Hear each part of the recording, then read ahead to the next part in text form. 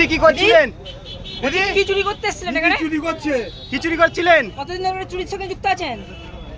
এবার আরামবাগে এক মহিলার ব্যাগ থেকে টাকা চুরি করে পালানোর সময় হাতে নাতে ধরা পড়ল এক মহিলা চোর। মহিলা চোরকে ধরতেই পিছনে পিছনে ছুটল জনতা। ঘটনাটি ঘটেছে শুক্রবার হুগলির আরামবাগের বাস স্ট্যান্ড এলাকায়।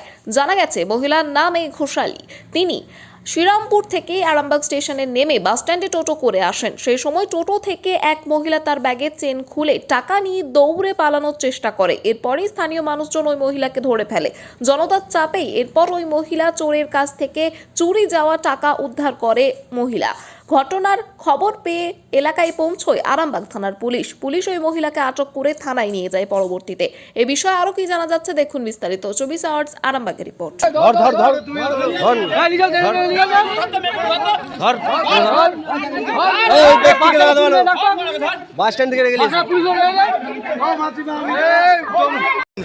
দিদি কি করছিলেন? দিদি কি চুরি করতে এসেছিলেন এখানে? কি চুরি করছিলেন? কতদিন ধরে চুরির সঙ্গে যুক্ত আছেন? কোথায় বাড়ি কোথায়? কোথায় বাড়ি আপনার? দিদি কোথায় বাড়ি কোথায়? হ্যাঁ কোথায় বাড়ি কোথায়? কি নিয়েছিলেন? দিদি কি নিয়েছেন? ছুটে ধরলেন আপনি? ছুটে ধরলেন? কত টাকা ছিল? আপনি ব্যাগ শুধু নিয়েছিল?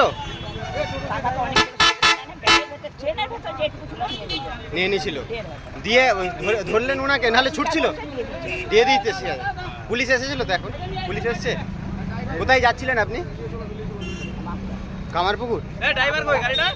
বাঁকুড়া যাবেন? কোন জায়গায় ঘটেছে ঘটনাটা? বাস স্ট্যান্ডেই? মানে কোনখানের টোটো? বাস দাদা, হ্যাঁ। এই ভাইরা জানা হেল্প না করলে আমি পেতাম না। আমি বলছি দা ভাই,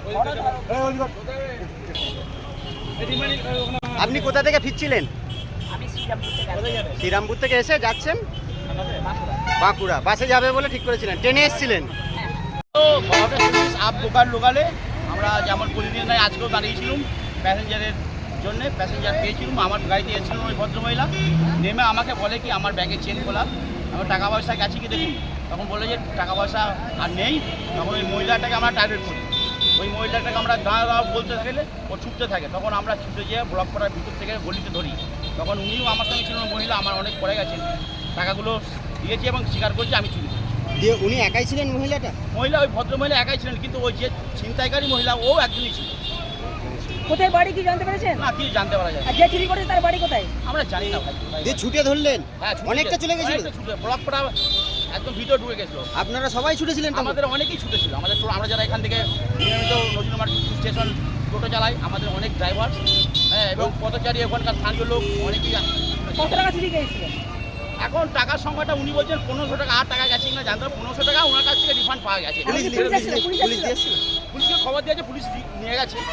দাদা আপনার নাম? আমার নাম শেখ মেহবুব হোসেন। জায়গাটা কোথায়? এই জায়গাটা Arambagh Nazrul market bus stand. আপনি স্থানীয়? আমরা স্থানীয়। হ্যাঁ একদম।